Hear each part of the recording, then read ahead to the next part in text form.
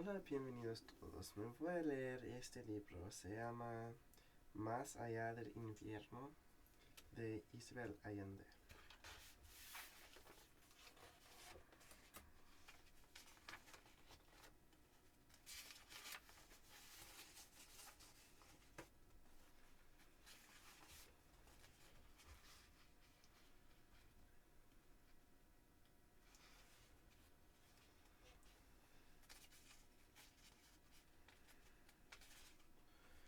Me voy a leer un pago 11 o pago 12 y 4.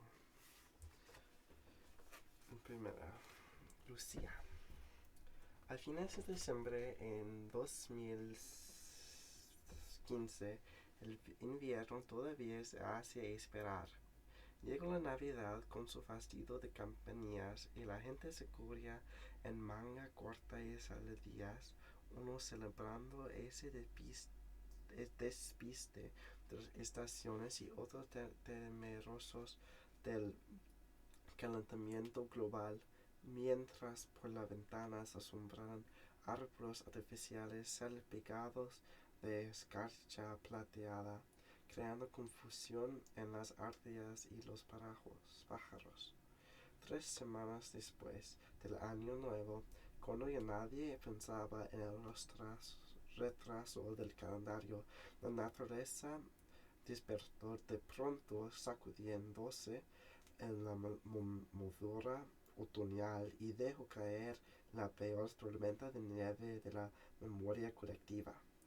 En un sótano de Prospect Heights, una covacha de cemento y ladrillos con un cerro de nieve en la entrada, Lucía Maraz maldecía el frío. Tenía el carácter estoico de la gente de su país. Estaba habituado a terremotos, inundaciones, tsunamis ocasionales y cataclismos políticos. Si ninguna desgracia ocurría en un plaza prudente se preocupaba. Sin embargo, nada le había preparado para ese invierno siberiano, llegado a Brooklyn por error. Las tormentas chilenas se limitan a la cordillera de los Andes y el sur profundo en Tierra del Fuego, donde el continente se desgrana en islas heridas acuchilladas por el viento austral. El hielo parte del hueso y la vida es dura. Lucía era de Santiago con su familia enmerecida de clima benigno, donde el invierno es húmedo y frío y el verano es seco y ardiente. La ciudad está encajonada entre montañas moradas que a veces amanecen nevadas. Entonces la luz más pura del mundo se refleja en esos picos de cejadora blancura. En muy raras ocasiones cae sobre la ciudad un polvo triste y pálido, como ceniza que no alcanza a blanquear el paisaje urbano antes de deshacerse en barro sucio. La nieve es siempre pristina desde lejos. En el trabuco de Brooklyn, a 1 metro bajo el nivel de la calle y con mala calefacción, la nieve era una pesadilla. Los vidrios escarchados impedían el paso de luz por las pequeñas ventanas y en el interior reinaba una penumbra apenas atenuada por las bombillas desnudas que colgaban del techo. La vivienda contaba solo con la esencial, una mezcolanza de muebles destarlados de segunda y tercera mano y unos cuantos cacharros de cocina. Al dueño, Richard Bowmaster, no le interesaba ni la decoración ni la comodidad. La tormenta se anunció el viernes con una nevada espesa y una ventolera furiosa que barrió a latigazos las calles casi despobladas. Los árboles se doblaban y el temporal mató a los pájaros que olvidaron emigrar o resguardarse, engañados por la tibieza inusitada del mes anterior. Cuando se inició la tarea de reparar los daños, los camiones de basura se llevaron sacos de gorriones congelados. Los misteriosos loros del cementerio de Brooklyn, en cambio, sobrevivieron el vendaval, como se pudo verificar 3 días más tarde, cuando reaparecieron intactos picoteando entre las tumbas. Desde el jueves, los reporteros de televisión, con la expresión fúnebre y el tono emocionado de rigor para las noticias sobre terrorismo en países remotos, pronosticaron la tempestad para el día siguiente y desastres durante el fin de semana. Nueva York fue declarado en estado de emergencia y el decano de la facultad donde trabaja Lucía, acatando la advertencia, dio orden de abstenerse de ir a dar clases. De cualquier forma, para ella habría sido una aventura llegar a Manhattan. Aprovechando la inesperada libertad de ese día, preparó una cazuela levantamuertos, esa sopa chilena que compone el ánimo en la desgracia y el cuerpo en las enfermedades.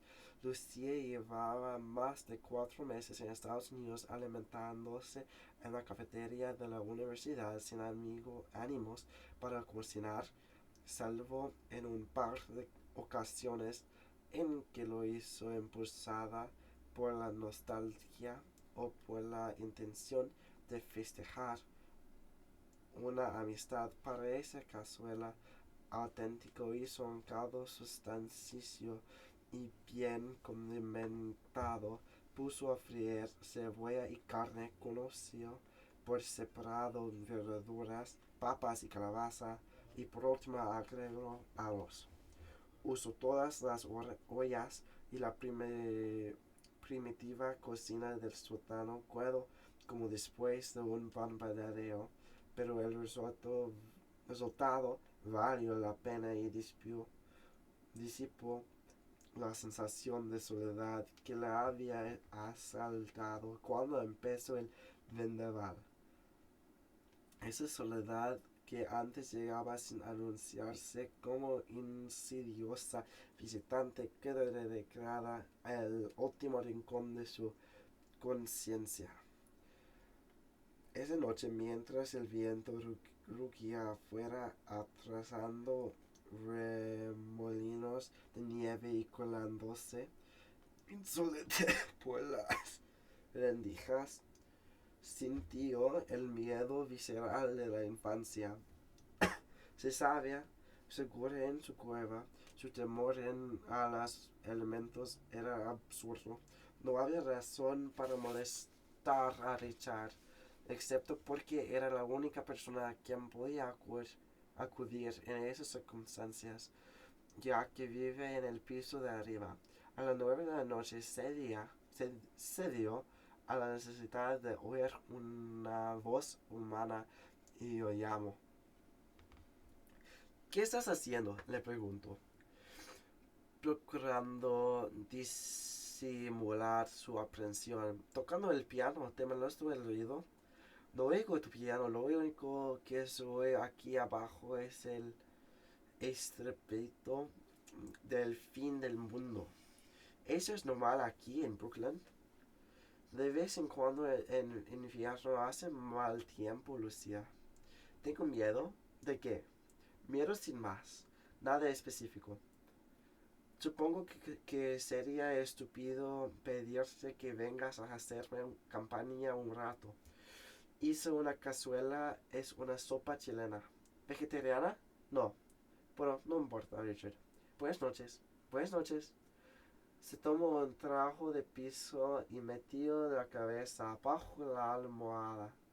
Durmió mal, despertando cada media hora con el mismo sueño fragmentado de haber naufragado en una sustancia densa y agria como yogur. Densa y agria como yogur. El sábado la tempestad había seguido su trayecto enardecido en dirección al Atlántico, pero en Brooklyn seguía el mal tiempo, frío y nieve, y Lucía no quiso salir porque muchas calles todavía estaban bloqueadas, aunque la tarea de despejarlas había comenzado al amanecer. Tendría muchas horas para leer y preparar sus clases de la semana entrante. Vio en el noticiario que la tormenta seguía sembrando destrucción por donde pasaba. Estaba contenta con la perspectiva de la tranquilidad, una buena novela y descanso. En algún momento conseguiría que alguien viniera a quitar la nieve de su puerta. No sería problema, los chiquillos del vecindario ya se estaban ofreciendo para ganarse unos honores. Agradecía su suerte. Se, se dio cuenta de que se sienta a sus anchas viviendo en los inhóspitos ajueros de Prospect Heights, que después de todo no estaba tan mal. Por la tarde, un poco abrido del encierro, compartió la sopa de Marcelo, el chihuahua, y después se acostaron juntos en un somier sobre un colchón grumoso bajo un montón de mantas a ver varios capítulos de una serie sobre asesinatos. El apartamento estaba helado y Lucía se tuvo que poner un gorro de lana y guantes. En las primeras semanas, cuando le pasaba la decisión de haberse ido de Chile, donde al menos podía reírse en español, se consolaba con la certeza de que todo cambia. Cualquier desdicha de un día sería historia antigua el siguiente. En verdad, las dudas le habían durado muy poco. Estaba entretendida con su trabajo. Tenía a Marcelo, había hecho amigos en la universidad y en el barrio. La gente era amable en todas partes y bastaba ir 3 veces a la misma cafetería para que le recibieran como un miembro de la familia. La idea chilena de que los yanquis son fríos era un mito.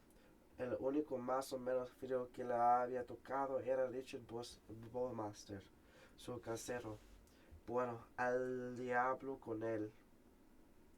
Bueno, al diablo con él.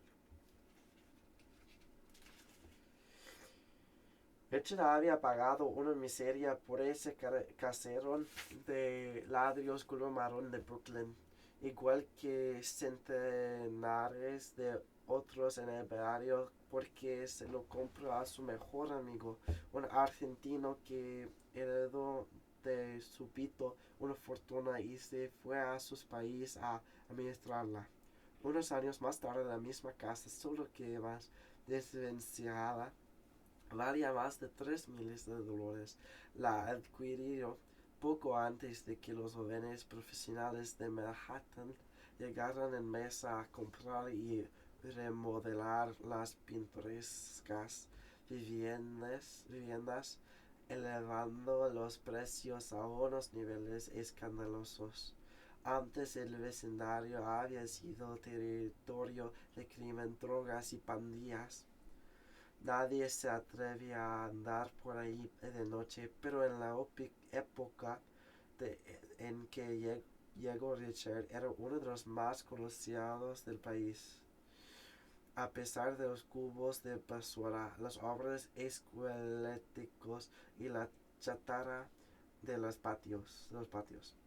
Lucille le había aconsejado en broma a Richard que vendiera esa reliquia de escaleras renqueantes y puertas desvencejadas y se fuera a una isla del Caribe a envejecer como la realeza.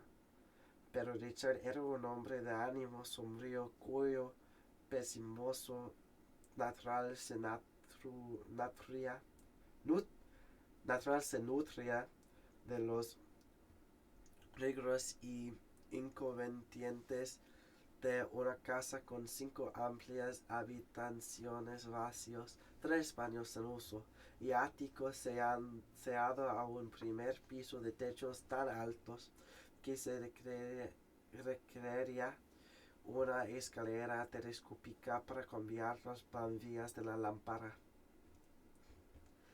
Richard Bowman era el jefe de Lucía en la Universidad de Nueva York,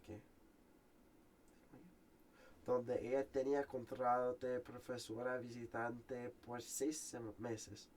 Al término del semestre, la vida se le presentaba en blanco. Necesitaría otro trabajo en otro lugar donde vivir mientras decidía su futuro a largo plazo. Tarde o temprano volvería a Chile a acabar sus días, pero para eso faltaba bastante, y desde que su hija Daniela se había instalado en Miami, donde se dedicaba a la biología marina, posiblemente enamorada y con planes de quedarse, nada la llamaba a su país. Pensaba aprovechar bien los años de salud que le quedaron antes de ser derrotada por la decrepitud. Quería vivir en el extranjero, donde los desafíos con cotidianos le mantenían la mente ocupada y el corazón en relativa calma, porque en Chile las aplastaba el peso de lo conocido, de las rutinas y limitaciones. Ahí se sentía condenada a ser una vieja sola, acusada por malos recuerdos inútiles, mientras que fuera podía haber sorpresas y oportunidades.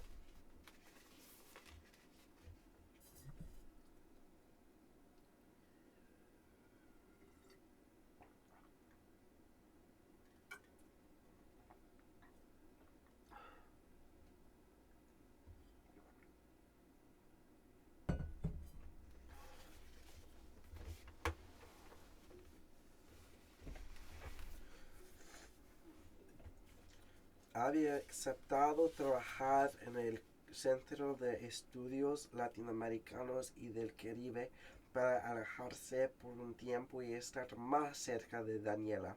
También debía admitirlo, porque Richard la intrigaba.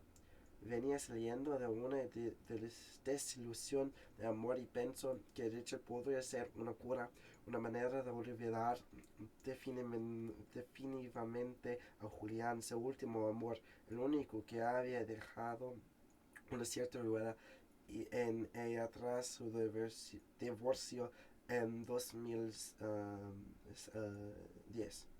En los años transcurridos desde entonces, Lucy había comprobado cuán escasos pueden ser los amantes para una mujer de su edad.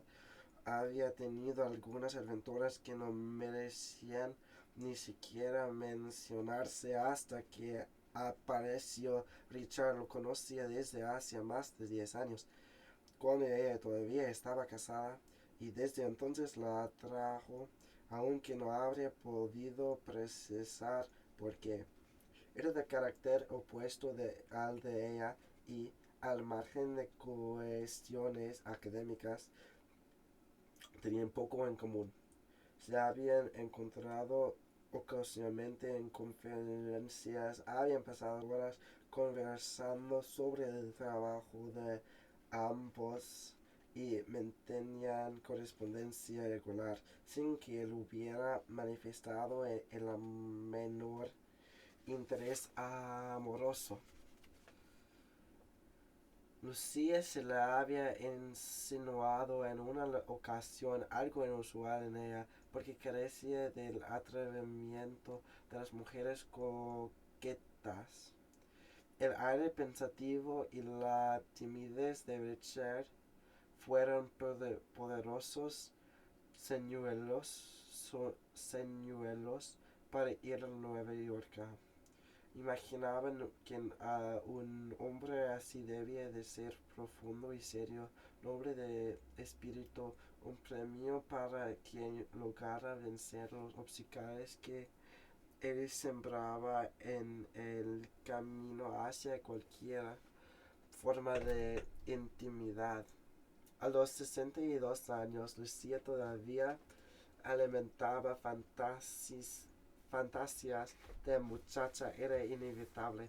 Tenía el cuello arrugado, la piel seca y los brazos flojos. Las rodillas le pasaban y se había resignado a ver cómo se le iba curando la cintura, porque carecía de disciplina para combatir la decadencia en un gimnasio. Los senos seguían jóvenes, pero no eran suyos. Evitaba verse desnuda porque vestida se sentía mucho mejor. Sabía qué colores y estilos la favorecían y se ceñía a ellos con rigor. Podía comprar un vestuario completo en 20 minutos sin distraerse ni por curiosidad. El espejo, como las fotografías, era un enemigo inclemente porque la mostraban inmóvil con sus efectos expuestos sin atenuante. Cree que su atractivo de tenerlo estaba en el movimiento, era flexible y tenía cierta gracia merecida porque no lo había cultivado en absoluto. Era golosa y holgazana como una odalisca, y si hubiera justicia en el mundo sería obesa. Sus antepasados pobres campesinos croatas, gente esforzada y probablemente hambrienta, le habían legado un metabolismo afortunado. Su cara en la foto de pasaporte, seria y con la vista del frente, era la de una carcelera soviética, como decía su hija Daniela en broma, pero nadie la veía así. Contaba con un rostro expresivo y sabía maquillarse. En resumen, estaba satisfecha con su apariencia y resignada al inevitable estropicio de los años. Su cuerpo envejecía, pero por dentro llevaba intacta a la adolescente que fue. Sin embargo, a la anciana que sería no lograba imaginarla. Su deseo de sacarle el jugo a la vida se expandía a medida que su futuro se encogía, y parte de ese entusiasmo era la vaga ilusión que se estrellaba contra la realidad de la falta de oportunidades de tener un enamorado. Escuchaba de menos sexo, romance y amor. El primero los conseguía de vez en cuando, el segundo era cuestión de suerte y el tercero era un premio del cielo que seguramente no le tocaría, como le había comentado más de una vez a su hija.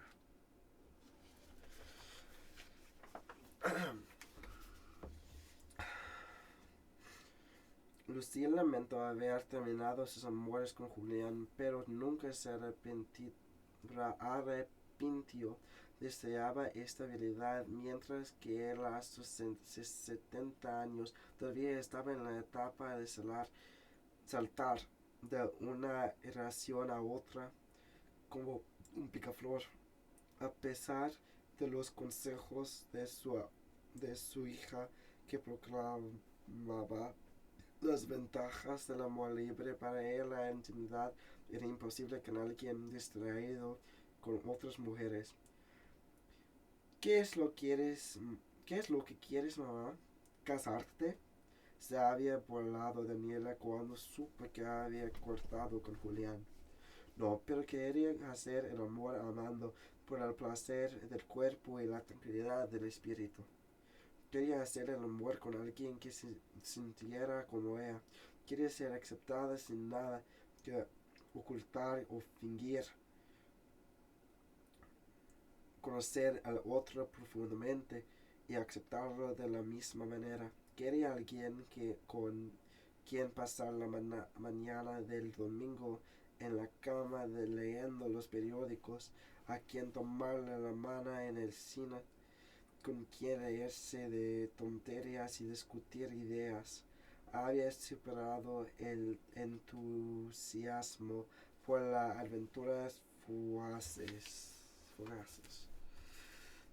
Se había acostumbrado a su espacio, su silencio y su soledad. Había concluido que le costaría mucho compartir su cama, su baño y su ropero, y que ningún hombre podía satisfacer todas sus necesidades. En la juventud creía que sin el amor de pareja estaba incompleta, que le faltaba algo esencial. En la madurez agradecía la rica cornucopia de su existencia. Sin embargo, solo por curiosidad, pensó bajamente en recurrir a un servicio de citas por internet. Desistió de inmediato porque Daniela la pillaría desde Miami. Además, no sabría cómo describirse para realizar más o menos actividades sin mentir. Supuso que lo mismo les sucedía a las damas, todo el mundo mentía. Los hombres que le correspondían por edad deseaban mujeres 20 o 30 años más jóvenes. Era comprensible. A ella tampoco le gustaría emparejarse con un anciano achacoso. Prefería un chulo más joven. Según Daniela, era un desperdicio que ella fuera heterosexual, porque sobraban estupendas mujeres solas con vida interior en buena forma física y emocional, mucho más interesantes que la mayoría de los hombres viudos o divorciados de 60 o 60 que andaban sueltos por ahí. Lucía admitía su limitación al respecto, pero le parecía tarde para cambiar. Desde su divorcio había tenido breves encuentros íntimos con algún amigo después de varios tragos en una discoteca, o con desconocidos en un viaje o una fiesta. Nada que valieron la pena contar, pero la ayudaron a superar el poder, el pudor de quitarse la ropa ante un testigo masculino. Las cicatrices del pecho eran visibles y sus senos virginales como los de una novia de Namibia parecían desconectados del resto de su cuerpo, eran una burla al resto de su anatomía. El antojo de su decir Richard, tan excitante cuando recibió su oferta de trabajo en la universidad, desapareció a la semana de ocupar su sótano.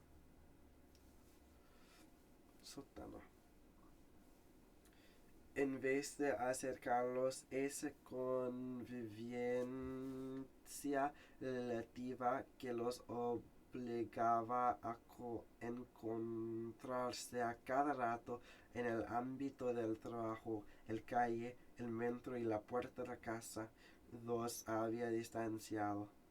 La camaradería de las reuniones internacionales y la comunicación electrónica antes tan cálida se había colegiado al someterla a la prueba de la cercanía. No, definitivamente no habría romance con Richard Burmester. Una lástima porque era el tipo de hombre tranquilo y fiable con el cual no le importa aburrirse. Lucía era solo 1 año y 8 meses mayor que él, una diferencia despreciable, como ella decía, si daba la ocasión, pero secretamente admitía que en comparación estaba en desventaja, se sentía pesada y se estaba achicando por una contracción de la columna y porque ya no podía usar tacones demasiado altos sin caerse de bruces. Todo el mundo a su alrededor crecía y crecía. Sus estudiantes parecían cada vez más altos, esperados y indiferentes, como las jirafas. Estaba harta de contemplar desde abajo los vellos de la nariz del resto de la humanidad. Richard, en cambio, se llevaba sus años con el encanto desgarbado del profesor absorto en las inquietudes del estudio.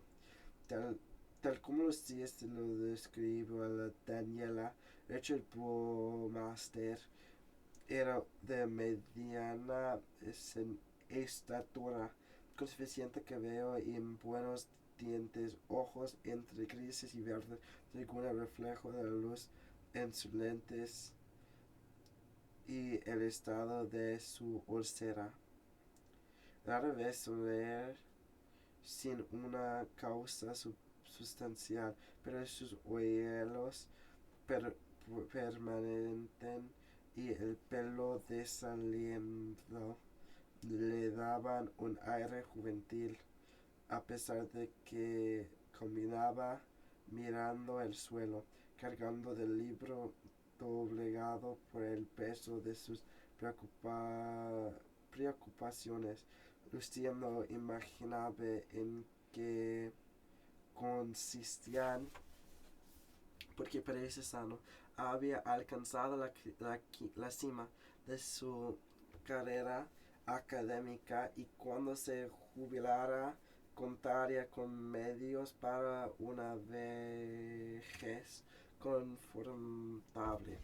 La única carga económica que tenía era su padre, Joseph Burmester, que vivía en una casa de ancianos a 15 minutos de distancia y a quien Richard llamaba por teléfono todos los días y visitaba un par de veces por semana. El hombre había cumplido 96 años y montaba en silla de ruedas, pero tenía más fuego en el corazón y lucidez en la mente que nadie. Se pasaba el tiempo escribiéndole cartas a Barack Obama para darle consejos.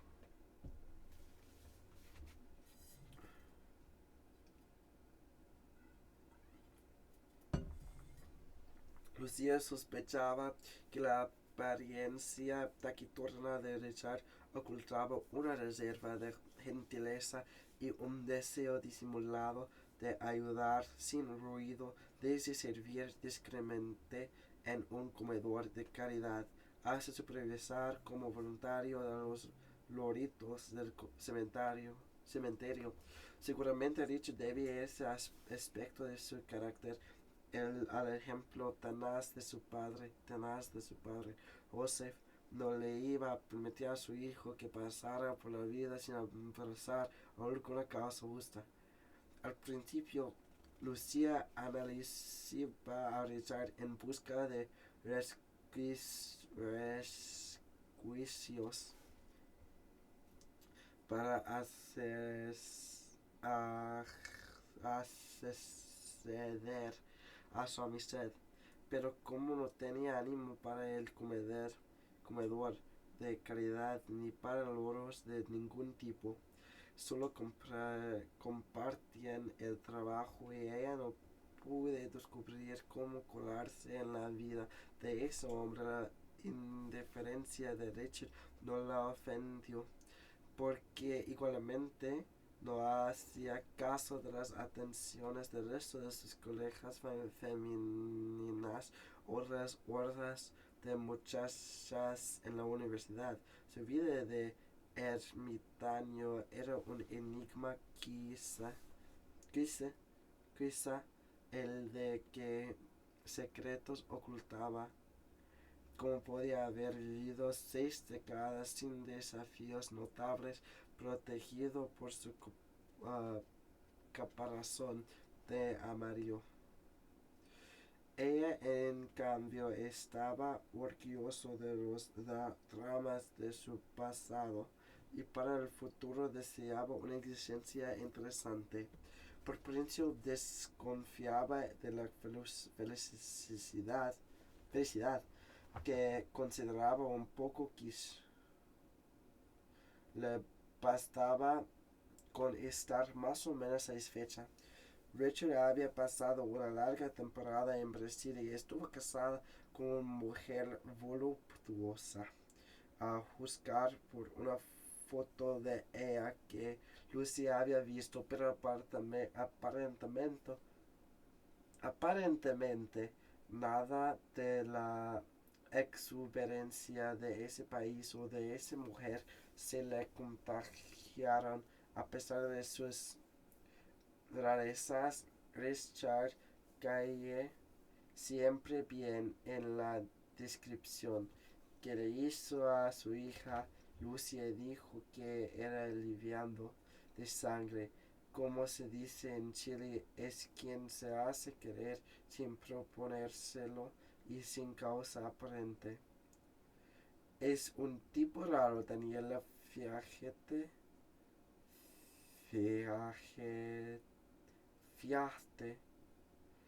que vive solo con 4 gatos. Todavía no lo sabe, pero cuando yo me vaya le tocará hacerse cargo de Marcelo, agregó. Lo había pensado bien. Iba a ser una solución desgarradora, pero no podía acarrear por el mundo un chihuahua anciano. Richard, por la próxima vez.